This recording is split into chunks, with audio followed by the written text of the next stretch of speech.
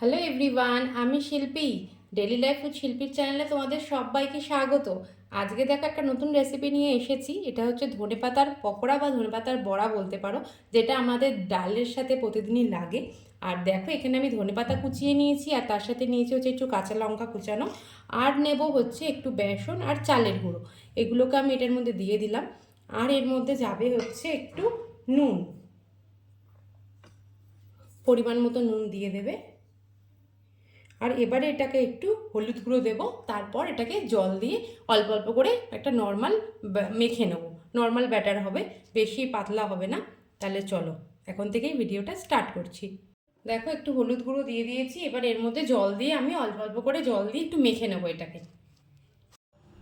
এবারে দেখো আমি অল্প অল্প জল দিয়ে এটাকে ভালো করে মেখে নেবো।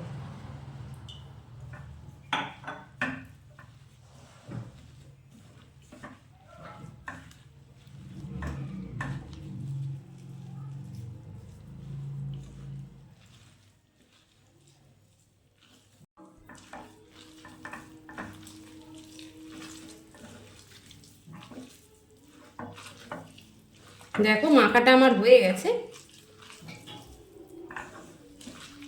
ঠিক এরকম কনসিস্টেন্সি হবে।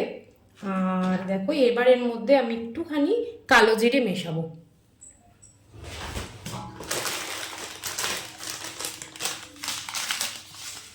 এবার ওপর দিয়ে একটু কালো জিরে মিশিয়ে এবারে আমি বড়াগুলো ভেজে নেব।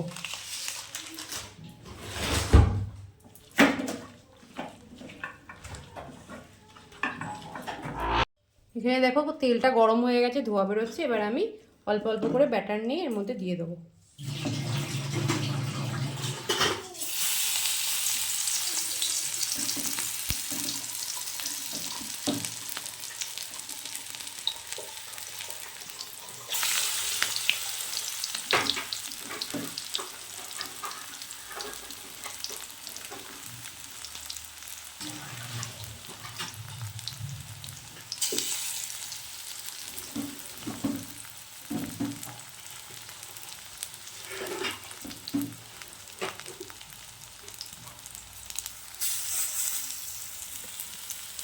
প্রথমে আমি 4টে দিলাম, তারপরে অন্যগুলো দেব।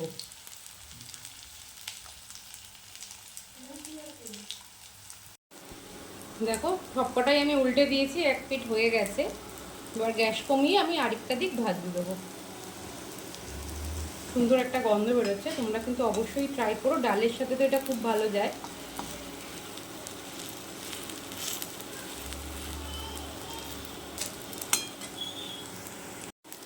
দেখো পকোড়াগুলো ভাজা হয়ে এসছে, লাল লাল হয়ে গেছে।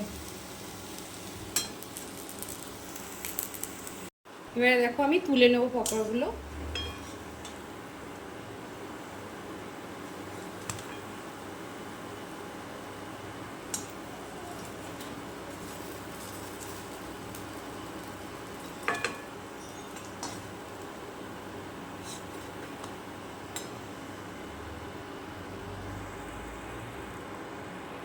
দেখতেই পাচ্ছি এই 4টেও ভাজা হয়ে গেছে। এবার আমি নামিয়ে নেবো আর একটু ভেজে।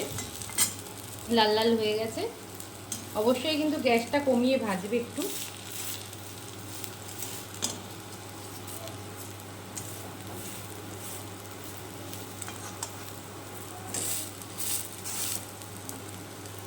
দেখো আমার ধনেপাতার পকোড়া একদম রেডি হয়ে গেছে। তোমাদের আজকের ভিডিওটা কেমন লাগলো অবশ্যই জানিও। আর আমি কিন্তু টেস্ট করে দেখেছি, খেতেও ভালো হয়েছে, ভালো ক্রিস্পি হয়েছে। দেখো আমার ধনেপাতার পকোড়া একদম রেডি হয়ে গেছে। একটু গ্যাস কমিয়ে ভাজলে কিন্তু ভেতরটাও ভালো নরম হয়ে যাবে, মানে ভাজা হয়ে যাবে। আজকের ভিডিওটা তোমাদের কেমন লাগলো অবশ্যই জানিও। যদি ভালো লেগে থাকে তাহলে অবশ্যই আমার চ্যানেলটাকে সাবস্ক্রাইব করে দিও, আর একটা কমেন্ট করে যেও, আর লাইক করতে একদমই ভুলো না। তাহলে চলো দেখা হবে নেক্সট কোনো ভিডিও নিয়ে। তাহলে আজকের মতো টাটা, সবাই খুব ভালো থেকো, সুস্থ থেকো, আর আমার চ্যানেলটাকে সাবস্ক্রাইব করতে একদমই ভুলো না কিন্তু।